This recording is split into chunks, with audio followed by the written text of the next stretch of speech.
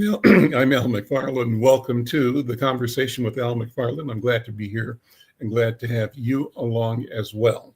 Well, as you know, this is our fall membership drive here at KFAI. And let me start by giving you the number 612 375 9030. Connect with volunteers waiting right now in our pledge room. You can also go to kfai.org. We want you to stay connected and feel connected. That's what we do this program and other firms for. Let me bring in my colleague at the station, Miguel. How you doing, man? Hey, we're doing all right, Al. Thank you for having me. Well, thank you for all you do and for all the station does. I tell you what a wonderful asset this is. Nobody does it like KFAI. And I think we're so expansive in our capacity to reach and reflect a wide breadth of characters, of cultures, of communities, and to do it in a way that's seamless, that's real, that's authentic. I think we're doing great stuff here at KFAI. What do you think?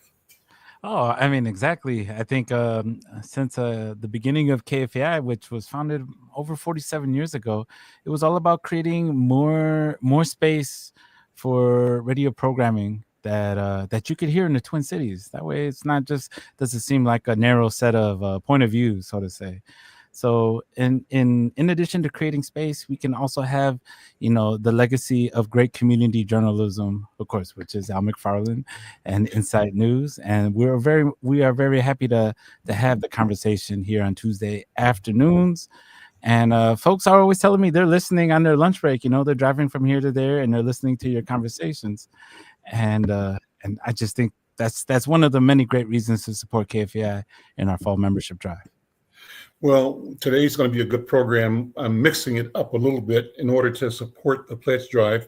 What I'm going to do is just share some trending topics, pull some stories that I think deserve our attention.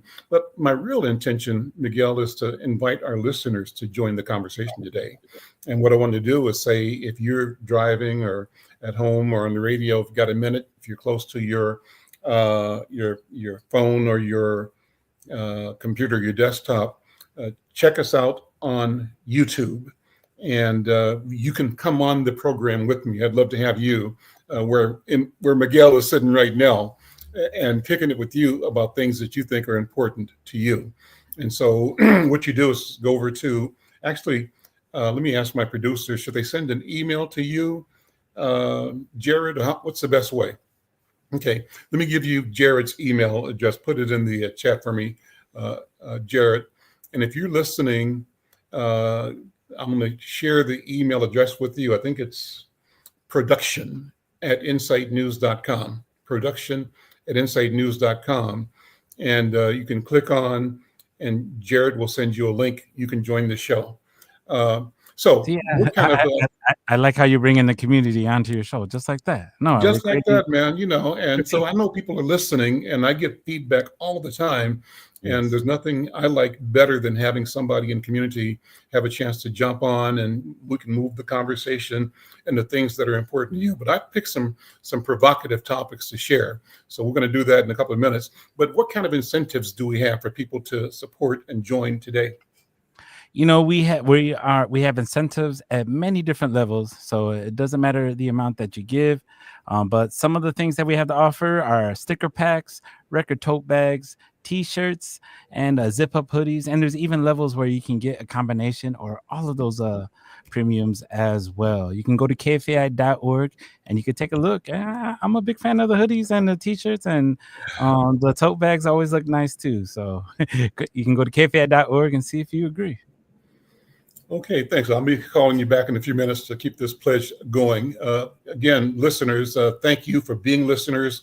Your contribution, your attention is invaluable. And this is a partnership in building community.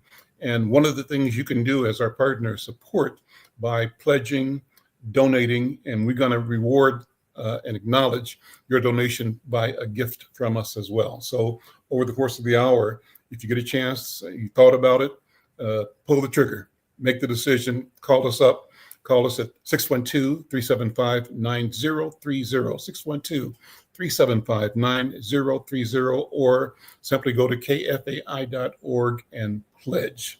Make your pledge right now. I'll be asking you again and again, and thank you all for listening, being part of the Conversations with Al McFarlane audience here on KFAI or across other social media platforms as well.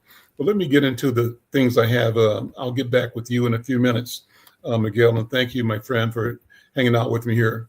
So today, I want to just sort of tell you what's on my mind, what I've been looking at in the news. And I'm going to just share some content that we've collected just for this purpose. One of the things is about the McKnight Foundation. It opened what it calls a hub for change makers in downtown Minneapolis last week. I went to the ribbon cutting of their new headquarters. I think it's 921 Washington Avenue. It's a building that used to house the ad agency called Periscope. I think it also housed, prior to that, a printing company called Bruce Printing. And as I stood there at the grand opening last week, I was reflecting on the fact that my long history here in Twin Cities meant that not only did I do business with the Bruce Printing Company way back in the day, back in the 80s and maybe the 70s, maybe the 80s for sure, and 90s. But then I have also done business with another prior tenant to that building. That's Periscope Advertising Agency, a great agency. They actually have the contract to handle the Minnesota State Lottery advertising. They place ads in Insight News and on a website. And so they were located in that building. They've moved out of that facility to other places in town. But the familiarity of the building was important to me, as I had a chance to stand there and watch Tanya McKnight and Jacob Frey and people from the McKnight family, their board chair and one of their board members, Erica Binger, cut the ribbon to launch this new facility, which they say belongs to us, their words. This is ours. And they are inviting all of us who are change makers to be a part of it. I'll talk about that. Also, another local topic in the news, Axios is reporting about the former Minnesota senator who was sentenced to 6 months in the burglary case. We'll talk about that. And at the national level, international as well, several things that I want to share with you. But my intention is simply to share a paragraph or two to see if there's something you want to say, good, bad, or indifferent, about this news item. So again, what you do is if you want to join the conversation, you can leave a comment on the comment section. If you're already on YouTube or Facebook or LinkedIn, just leave a comment. We'll share that, shout you out, or you can come on the program, be part of our studio here, and I'd love to kick it with you for a few minutes on what's important to you. But the things I got on the docket to share include an article from NPR that says Trump is canceling a meeting with Democrats because we're facing the prospect of a shutdown, and that prospect is increasing. That's one item.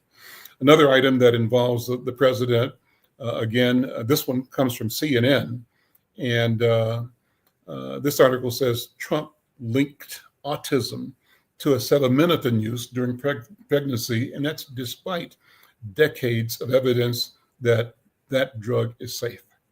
Okay. Another item, title from NPR, says, wary of changes under Trump, citizen historians are documenting the Smithsonian. That's important. Be glad to get into that with you. An international story, pressured on Gaza and Ukraine. Trump focuses mainly on migration in his UN address. That story, again, from National Public Radio. And the last piece I want to talk about is a piece by Ta-Nehisi Coates. Ta-Nehisi Coates in Vanity Fair. And the title of the article is Charlie Kirk Redeemed, a political class finds its lost cause.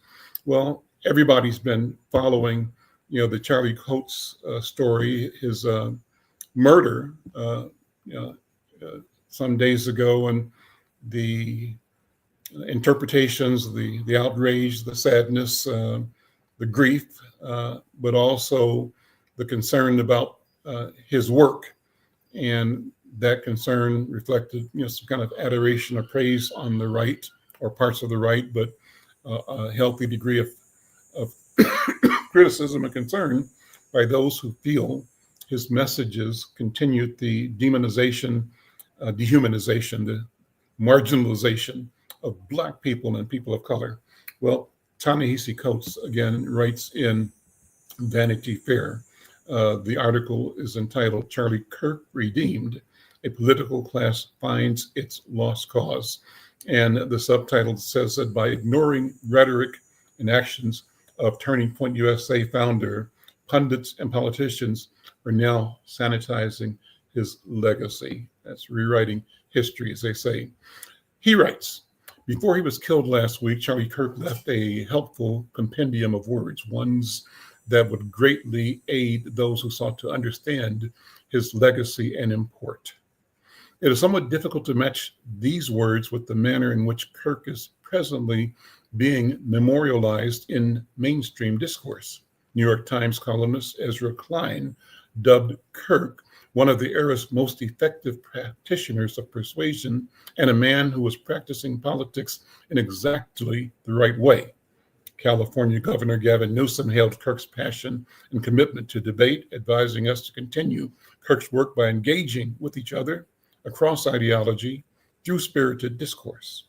Atlantic writer Sally Jenkins saluted Kirk, claiming he argued with civility and asserting that his death was a significant loss for those who believe engagement can help bridge disagreements.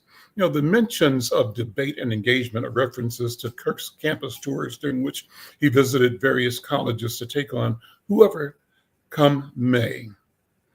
That this aspect of Kirk's words would be so attractive to writers and politicians is understandable. There is, after all, a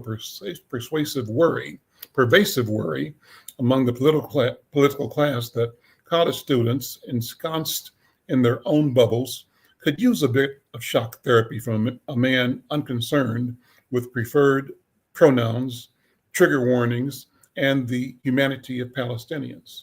But it also shows how the political class's obsession with universities blinds it to everything else. And everything else, Kirk's politics amounted to little more than a loathing of those whose mere existence provoked his ire. I'm reading an essay from Ta-Nehisi Coates. It's an essay in Vanity Fair. The date of the essay is September 16th. And love to know what you think, what your feelings are about what happened. And in fact, I did see a post from Council Member Robin Wansley, who said a note out about the rally that was scheduled here in Minneapolis, I think on the 22nd or the 23rd, maybe. And maybe if you were at the rally or thought about the rally, love to hear what your thoughts are about it.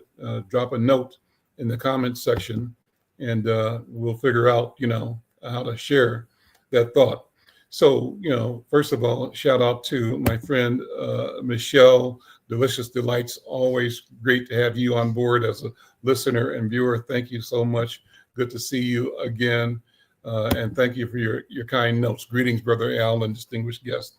Also, I want to note there's also a shout out to the Big Cheese. Let me put it up here. And Big Cheese says, words are very powerful. And Charlie Kirk words and untruths about the FBA family, foundational Black American family, reached the heavens that earned him a response from the ancestors. Well, that's interesting. You can say more. In fact, brother or sister, Big Cheese, I'm not sure.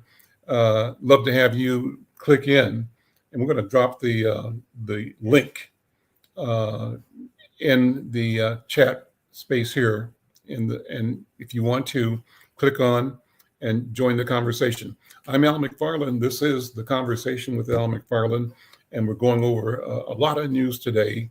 And our intent, our desire is to connect you, to engage you And we thank you. We want you to continue supporting KFAI by pledging.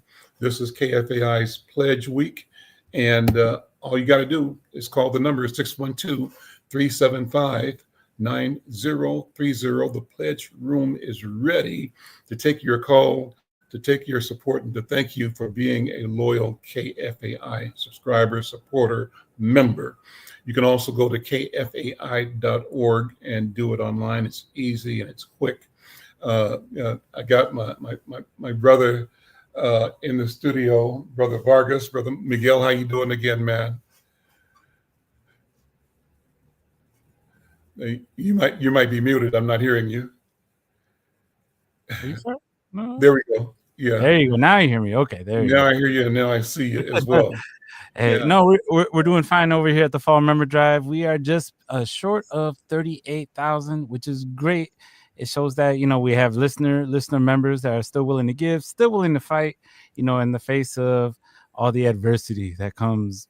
Well, not only just our way, but everybody's way. And so we really appreciate everybody still being able to contribute and support the local community radio station. One of the things I'll do this hour, Miguel, is have Jared pull up the cover article for this week's Inside News. If you haven't seen it, you got to get it because it's awesome. And it's awesome because it presents KFAI's own Grand Diva. I did an interview with her on the program 2 weeks ago. And this week we ran the story that came out of the interview. And it's really, really well done. And the image, the story, but it shows you how important this connection is with KFAI and the value we bring to the marketplace. The article presents Dee Henry. There she is, Grand Diva, as the healer. And I don't know if you can see that, but probably what I'll do is pull up and share a couple of excerpts from that story in the course of the program today. But I love doing that. And, Miguel, I think it tells me this. We've got just a whole team of phenomenal communicators at KFAI. So I'm hoping that this article will be the beginning of a series that elevates all these powerful voices that we present and that connect the community through KFAI. What do you think? No, I think you're exactly right. A lot of our, whether if it's, on-air broadcast volunteers or folks that just help out with the admin, they have amazing stories, and it's amazing that they find the time and the value to volunteer some time and to contribute to KFAI's excellence, whether if it is something you curate on the air or if it's just being a listening ear or just being able to give some effective critique and feedback. These are all the great contributions that are just running around here, on our airwaves and in the hallways. It is something magical, just like the Grand Diva is. Michelle was asking to me clarify the call stations for KFAI. It's kfai.org online. And our broadcast is 90.3 FM in Minneapolis and St. Paul. Is that correct? That is correct. That's correct. If you want to catch the Grand Diva, you can catch her on Saturday mornings, 6 a.m. to 9 a.m. for R&B, healing, and celebration. And it's a wonderful show. It's a wonderful show. Okay, well, we'll come back again. Well, the message right now is if you want to pledge, call that number, or the number is 612-375-9030, 612-375-9030. We're pushing up against, I think, 38,000, you said? Yeah. Let's try to move it across that line over the course of the next 45 minutes or so. And you know what you have to do. Make the phone call and make the pledge. And thank you all who are connected to the program right now. Do this too. Share this conversation that we're having right now. Go to the YouTube or Facebook or LinkedIn and hit the share link and invite people to tune in right now for the conversation with Al McFarlane. And thank you so very much. Well, let me continue, and I'll get back to you, Miguel, in a minute. With so I'm interested in how Minnesotans feel about Charlie Kirk. And so if you have a comment, some insight on where we are as a community, love to have you weigh in, either drop a note in the chat, as I said, or we will put up how you can actually join and come on the platform with me over the course of this program today. What do I think about about this? I think that on the one hand, we as communicators and as Americans and citizens of the world really have tried to champion this idea of freedom of speech. But I think it's so weird that those on the right who benefit from our commitment to freedom of speech want to deny our speech, deny our story, deny our humanity. And does that mean I want to do the same for them? The answer is no. That's the beauty of this whole thing, that no matter how narrow-minded, myopic, insensitive, and ultimately, misguided those people are at the far right, no matter how evil their intent may be regarding whether they see me, us, as human, whether they think they have the power to determine whether we live or not, or exist here or not. We grant them those feelings. We protect their right to express their point of view, except for obvious places where you can't scream fire in a theater when there is none, things like that. But outside of that, we stand on the principle that the best solution, the best antidote to hate speech is more speech. And so we also afford and applaud and support their right to speak. We defend that. But we have to also point out the hypocrisy. And the hypocrisy is in all of the mistruths that they funnel into the world, all of the deceit and deception, all of the angst and all the manipulative thought control, mind control, the falsehoods, the character and culture assassination, the propping up of a fundamental lie that we could call, the enterprise of that was at the foundation of the founding of America. That lie being the denial of our humanity and our ability to not reconcile it. We're still working on that. So those are my thoughts. Let me have yours. If you have a comment, a feeling positive, negative, or indifferent, I'd love to see what you have to say and share your thoughts about this topic. Let me move on to a different topic that I think is interesting as well. And I mentioned at the beginning, one of the topics I've been watching, this one comes from, I think it's from National Public Radio. It's an article by Franco Ordonez that was updated today at 1 o'clock or so. Headline says, pressured on Gaza and Ukraine. Trump focuses mainly on migration in his UN address. I watched a little of that. It said that President Trump warned world leaders at the United Nations General Assembly of uncontrolled migration, and he accused the UN of contributing to the problem. He said the UN has such tremendous potential. I've always said it. It has such tremendous potential, but it's not even coming close to living up to that potential. That's what Trump said. In his remarks in New York, he also repeated his assertion that the U.S. has entered a golden age, and he discussed conflicts in Ukraine and Gaza. He's finding himself increasingly isolated at the UN, however, because there's a growing push to recognize a Palestinian state. Trump says those efforts, notably by United Kingdom, France, and Canada, among others, were a mistake. Open quote, he said, the rewards will be too great for Hamas terrorists and their atrocities. This will be reward for those horrible atrocities, he said, in line with Israel's position. The article goes on to say that ahead of Trump, UN Secretary General Antonio Guterres kicked off the General Assembly this morning by saying that nothing can justify the October 7th attacks. He added, nothing can justify collective punishment of the Palestinian people or any form of ethnic cleansing. I call once again for a ceasefire, the release of hostages, and unhindered humanitarian access. That's the voice of UN Secretary General Antonio Guterres.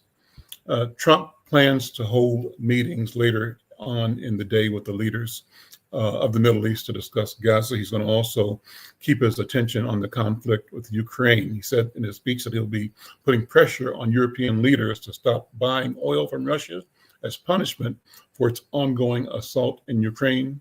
Trump said they're funding the war against themselves. Who the hell ever heard of that one? Trump has increasingly criticized NATO for expecting the U.S. to pressure Russia directly when they could do more themselves. Meanwhile, Russia has been testing European leaders and the alliance with recent incursions into NATO airspace. Well, you got thoughts? You got comments, feedback on that story? We'd love to have your take, your comments. Drop us a line in the comment section if you're on YouTube or Facebook or LinkedIn. And if you want to come on the program to share your thoughts, we'd love to have that as well. Just follow the link. I think it's in the chat. We'll put it in the comments, and you can click on the link and we'll invite you into the studio for the program. I'm Al McFarlane. This is The Conversation with Al McFarlane. And today we're just kicking it, sharing some trending topics, giving an opportunity for you to join the conversation. We'd love to have your feedback. We also are supporting and presenting with pride the regular KFAI Fall Member Drive. It's our Fall Member Drive. What you have to do, what you can do, what I invite you to do is dial 612-375-9030. 612-375-9030. We've got volunteers in the pledge room ready to take your pledge. You can also go online to pledge your support at kfai.org. So we want you to stay connected and feel connected. That's why we're doing this program, connecting us in community. And what a powerful opportunity there is. Brother Miguel, again, jump in here and give us some more good reasons for our listeners to show up and to make a contribution. Oh, I mean, we've just been sitting here for the past 25 minutes, and you're telling the listeners, the headlines that matter, at least from this from this vantage perspective. And of course, it's we're all interested in what that is, especially coming from you, Al. And this, I mean, we are airing this. It's hyper local, it's super local. It's coming out of Northside. And these are all the reasons, because we're making space for this on our community radio station, on the radio dial here in the Twin Cities. And so give us a call, 612-375-9030, or give online at kfai.org. All right. Well, we'll keep bringing that message out. Thank you, Miguel. We'll get back with you in a minute, okay? I'm Al McFarlane. This is The Conversation with Al McFarlane. I'm just doing trending topics today. And we are inviting you to join us in looking at some of these issues, things that are important to you. If you've got other things we should be looking at, in fact, we'd love it if you have a guest locally, nationally, internationally that you'd like for us to try to get on the program to do interviews with. We would love that as well. So drop us a note in the chat, recommendations, suggestions. And if you want to get on today's program, we'd love to have you join us here on The Conversation with Al McFarlane. We'll send you a link and bring you into today's program. Today, we're simply going over some of the trending topics in the news. And one of the ones I mentioned that's quite important, this is a piece that was in CNN. I think they posted it this morning sometime, but the article says that Trump links autism to acetaminophen use during pregnancy, despite decades of evidence that it is safe. And this is a piece by Jen Christensen, Brenda Goodman, and Meg Terrell. I'll share some of the copy of some of the story. President Donald Trump announced Monday that the U.S. Food and Drug Administration will notify doctors that the use of Tylenol during pregnancy can be associated with a quote unquote very increased risk of autism, despite decades of evidence that it is safe. Trump said they are strongly recommending that women limit Tylenol use during pregnancy unless medically necessary, such as to treat a fever if you can't tough it out. Experts say there are multiple causes of autism, and the science showing a connection between autism and Tylenol is not settled. Without treatment, a fever can be dangerous for both the fetus and the pregnant person, experts say. Risks include miscarriage, birth defects, and high blood pressure. At some point during pregnancy, most people use acetaminophen, studies show. Acetaminophen, also known as paracetamol and sold under the brand name Tylenol, is considered the only safe over-the-counter option for pain or fever for pregnant people. Other common pain relief options like ibuprofen or regular dose aspirin can increase the risk of serious complications during pregnancy. So speaking from the White House alongside U.S. Health and Human Services Secretary Robert F. Kennedy Jr., alongside U.S. Food and Drug Administration Commissioner Dr. Marty Makary, maybe it's pronounced Makary, but I'm not sure, and U.S. National Institutes of Health Director Dr. Jay Bhattacharya, and U.S. Centers for Medicare and Medicaid Services Administrator Dr. Mehmet Oz, Dr. Oz, TV.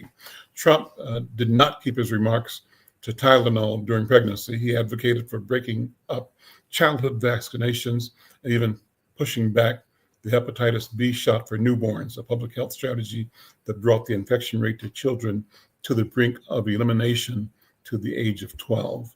It's too much liquid. Too many different things are going into that baby, Trump said, without providing further evidence. Well, Trump thanked Kennedy for bringing autism to the forefront of American politics, he said, along with himself. And Kennedy, is a longtime anti-vaccine activist. He's promoted discredited theories that vaccines cause autism. What do you think? If you have experience or thoughts or concerns about the policy and the recommendations of this administration under the leadership of Kennedy, love to have your comments, your thoughts. You can do that by dropping a note in the chat if you're on one of the social media platforms right now. Love to hear. So let's here's a comment. Thank you, the Big Cheese again. Please invite Minister Farrakhan to the show to get his insight on the condition of the FBA family.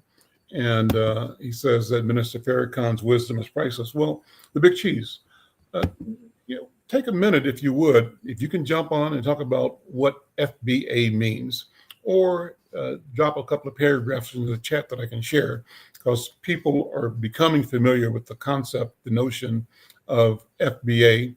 But it'll be good to hear that in your words or from within someone who is speaking from that vantage point. So if you get a second, add some more comments on what FBA means in the chat, or if you wish, we'd love to have you jump on and talk about that.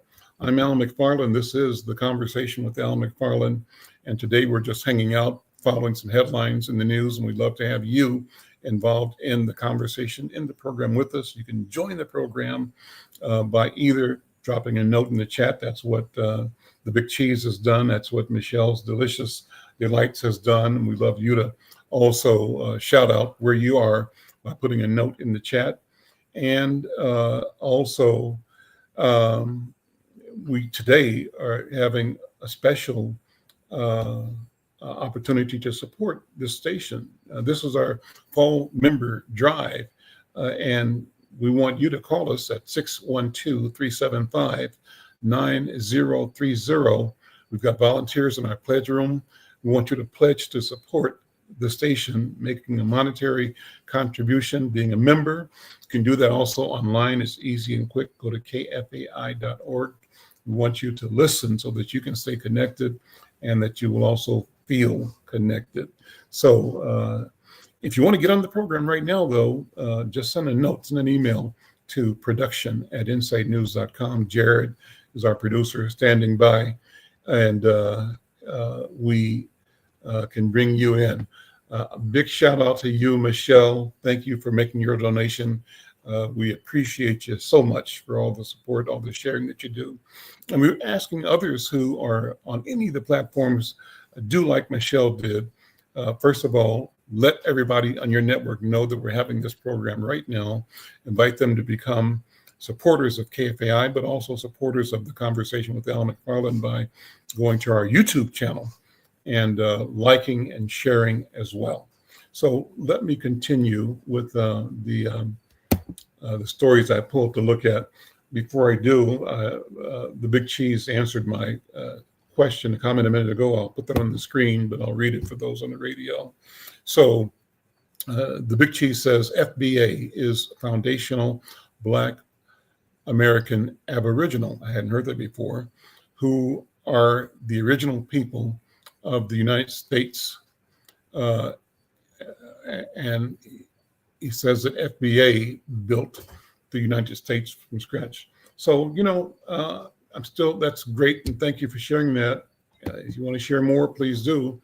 So I think it's a discussion that we have to have about, we're in an arena of what are saying is identity politics, and you are examining.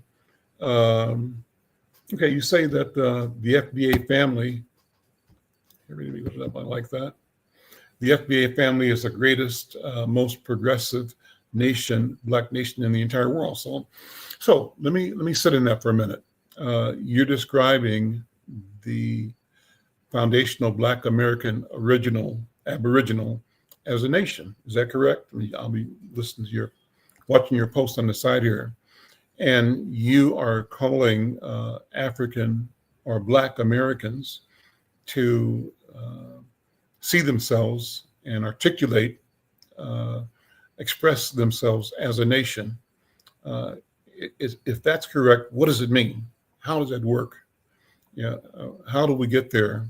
Why should we go there? And is there a trade-off? Does it mean not doing something? Does it mean not being something? Or does it mean being and being and being more? Is there a trade-off here? So if you are listening and you've been intrigued by the question of foundational Black Americans, love to have your comments, your thoughts, your feelings on this topic. I'm Al McFarlane. This is The Conversation with Al McFarlane. And as I mentioned, today is Pledge Week here at KFAI. And we want you to support this work. You can support this work, this program, and this station by supporting our fall membership drive. You do that by going to your phone, dialing 612-375-9030, 612-375-9030. We've got volunteers right now in the pledge room waiting to take your call. Give them a call a friend, have a friend call and support the station, support the Conversation with Al McFarlane. You can also donate by going online to kfai.org. We want you to listen, to stay connected, and to feel connected. That's what this is all about. I'm Al McFarlane again. The program is The Conversation with Al McFarlane. I want to go back to some of the trending headlines we've been watching. Here's another one that involves President Trump. This one is an article, I think it's on it's National Public Radio. Let me get to the top of it. And this one was around noon today. Headline, it's an article by Deidre Walsh, posted at 12:30, just a little bit ago. And the headline says, Trump cancels a meeting with Democrats as prospects for shutdown increase. There's an image of Senate Minority Leader Chuck Schumer, the Democrat of New York, and House Minority Leader Hakeem Jeffries, Democrat of New York. And they're speaking at a press conference a little bit ago. It's a great picture of the two of them speaking from the U.S. Capitol. So the article says that President Trump abruptly canceled a planned Thursday meeting at the White House with top congressional Democratic leaders, increasing the chances of a government shutdown on October 1st, shortly after Senate Minority Leader Chuck Schumer and House Minority Leader Hakeem Jeffries claimed victory in a joint statement for securing the meeting on Tuesday morning. This morning, the president posted on his social media platform that he was calling it off. Here's what he said, open quote, "After reviewing the details of the unserious and ridiculous demands made by the minority radical left Democrats in return for their votes to keep our thriving country open, I have decided that no meeting with their congressional leaders could possibly be productive." Wow. He argued that the items in the Democrats' alternative funding proposal, like rolling back the Medicaid changes enacted in the president's signature tax bill and extending Affordable Care Act tax credits, were non-starters. He said, "These are consequences to losing elections, but based on their letter to me, the Democrats haven't figured that out yet." Whoa. Jeffrey shot back his own response on social media, saying that Trump always chickens out. He made a reference to the taco slogan that some popularized around the president's shifting positions on imposing tariffs. As a sign, the messaging war is only starting about who is to blame in the event of a shutdown next week. Jeffries added, "The extremists want to shut down government because they are unwilling to address the Republican health care crisis that is devastating America." Schumer said in a statement that the president was running away from the negotiating table before he even gets there. He said the president would rather throw a tantrum than do his job. Schumer argued Trump and Republicans are holding America hostage. Donald Trump will own the shutdown. So there we go. Any thoughts, any feelings? Shutdown imminent, and the chances of it increasing, according to this report by National Public Radio, published a little earlier today, an article written by Deidre Walsh. I'm Al McFarlane. This is The Conversation with Al McFarlane, and we want to invite you to join the conversation and to leave your comments on this topic and other topics we discuss. I want to shout out and really appreciate my listener, viewer, the Big Cheese, and he's responding to my request for more information about what FBA means and what it is. And he says in the chat, and I'll put it on the screen here, FBA, Foundational Black America, is 43 million strong. And he says this community has produced some 50,000 patents. And he calls this community, the FBA, the Foundational Black Americans, the foundation for global moral authority. Well, that's a big statement. I appreciate you making it. And let me share your other thoughts, Big Cheese. And it's a criticism I've been hearing a lot. Roland Martin went in on this topic earlier, I think today or yesterday.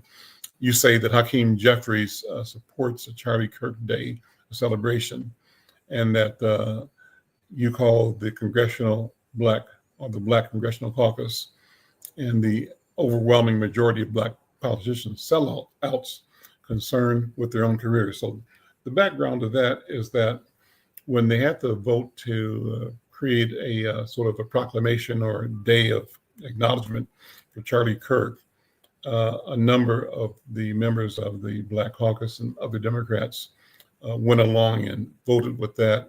They did it saying that the vote is kind of ceremonial and humanitarian and at one level inconsequential.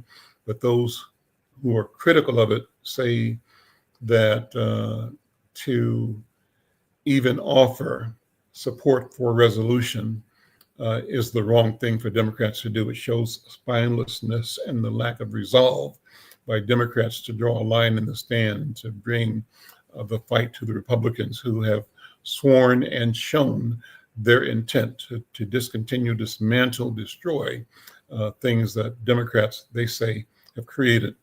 So, love to have your comments. What are your feelings? What are your thoughts? If you, and again, this is back to your note on Charlie Kirk. If you were either around or attending or talked to somebody who attended the Charlie Kirk Memorial here in Minneapolis, I'd love to hear your story, your report. You can do that by dropping a note in the chat or sending a note to our producer at production at Insight News, and we'll bring you on the show. I want to always keep this message of the moment front and center, and that is that today is our fall membership drive here at KFAI. So go to 612-375-9030. Volunteers are standing by in our pledge room, ready to take your pledge. Support us by making a donation. You can donate at a number of levels, and we've got incentives, prizes, gifts for you, just to reflect that we really appreciate you and your support for the station. You can do that again, kfai.org, or call 612-375-9030. So, more topics. I've got a couple more that I want to share. We've got a few minutes here. Another one.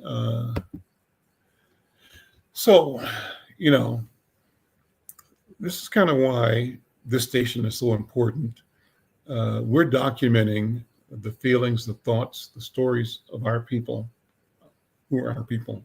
Ordinary people, our neighbors, our friends, people on our block, people around the corner, people over on the West Bank, people in Southeast Minneapolis, North Side, South Side people over in St. Paul and Frogtown. We're having conversations in these communities, and we are documenting and presenting the artistry, the music, the culture, the analyses, the joy and the problems that our communities experience as part of being community. And one of the things that's so important right now is we pay attention to any and all efforts to erase history, to change history. And that leads to the story by Elizabeth Blair. This is a story posted, I think, yesterday morning on National Public Radio. The headline in the story under the history title is that wary of changes under Trump, citizen historians are documenting the Smithsonian.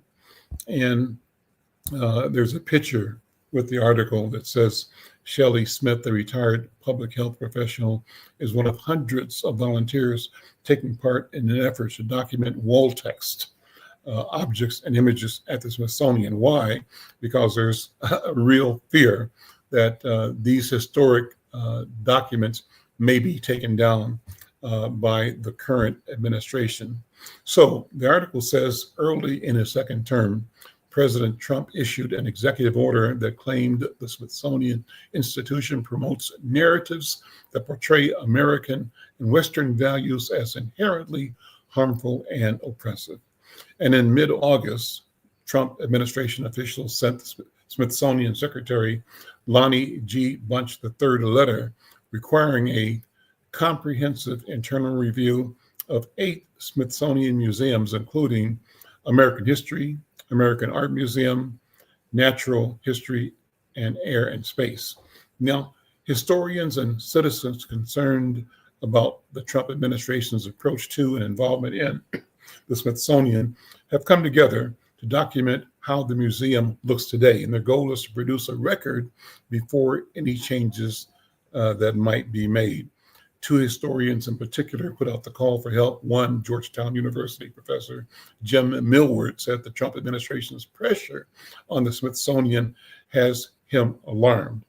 I'm a historian of China, and so I'm really used to when governments are stepping in, trying to whitewash history and censor history like that, he said.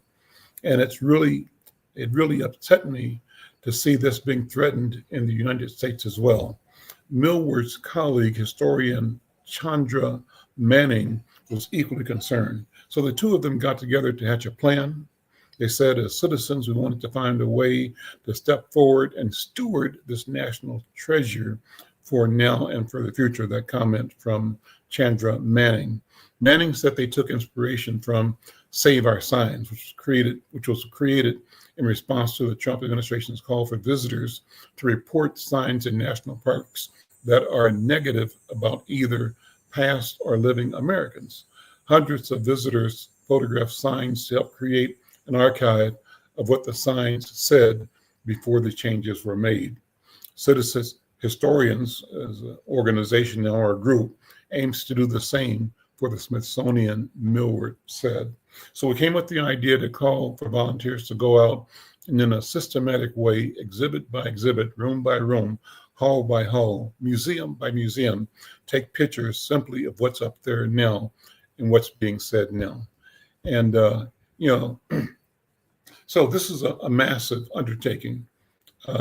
There are millions of artifacts and objects and specimens and artwork on view at the Smithsonian's 21 museums. The range is really quite breathtaking, Manning said. From Jackie Robinson's jersey to prehistoric skeletons to Ming vases, it's really a repository of human wisdom right here in Washington, D.C. The historians sent their request to volunteers, to their friends and neighbors and colleagues. The only requirement was a smartphone and a desire to join us to help save our history, according to the letter, which was shared with NPR. NPR reports Millward said that hundreds have responded so far. Volunteers run the gamut, young and old, from all over DC, Maryland, and Virginia.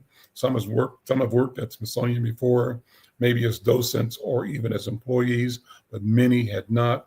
They simply visited the Smithsonian themselves over the years and had a real feeling for how important it was.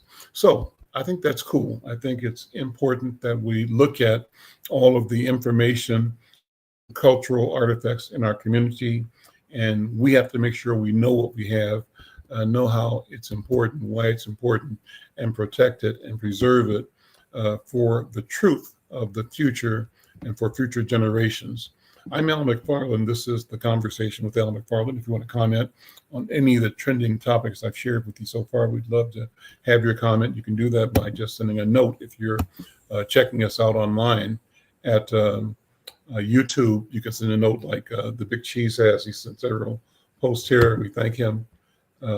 I say him, it could be her, I don't know, Big Cheese, but thank you for sharing your thoughts and posting on here. You can do the same thing. Got a thought, comment, something you object to, something you love, drop a note in the comments section. We will shout you out and we'll share it.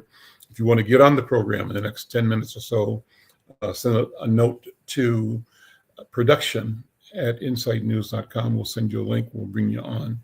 We'd love to have your presence in the newsroom here at The Conversation with Al McFarlane. And I just want to remind you, too, that the other important work of this hour is that this is our fall membership drive here at KFAI. And we want you as a listener, as a viewer, to support the station, show you're involved in the community.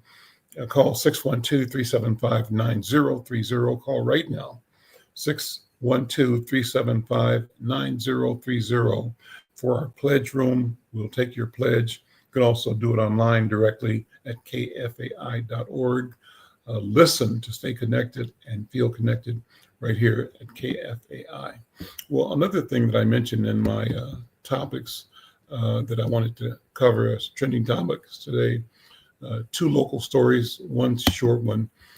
Former Minnesota State Senator Nicole Mitchell was sentenced today, I think. This is a post from just a couple hours ago. Just a second. Former Minnesota, and this is from Axios Twin Cities. Former Minnesota State Senator Nicole Mitchell was sentenced today to 6 months in jail for breaking into her stepmother's home. You remember the story? The sentencing hearing, which came roughly 2 months after a Detroit Lakes jury found the Woodbury Democrat guilty of felony burglary charges. This marks the end of a legal and political saga that kind of rocked the narrowly divided state capitol for well over a year. And a Becker County judge ordered Mitchell to 180 days behind bars. That's the minimum under sentencing guidelines, but ruled that she could serve the time on work release. And that means she'll be allowed to leave the jail during the day, report to her job, and returning after she clocks out each evening. Sentence includes 5 years of supervised probation. And if she violates the terms of that release, she could serve another 21 months behind bars. The background is that Mitchell was a first-term Democrat. She's a meteorologist and a former lieutenant colonel in the Air National Guard. She was arrested on the morning of April 22nd, 2024, following a report of a burglary at her stepmother's Detroit Lakes home. She told officers at the time that she was there to retrieve her late father's items, including according to a criminal complaint, and police body cam footage. She later denied that her intent was to steal, saying she was attempting to check on her stepmother amid concerns about her health and mental state. So Mitchell's attorney had asked the judge to downgrade the charges to misdemeanors and to delay any time behind bars until after an appeal.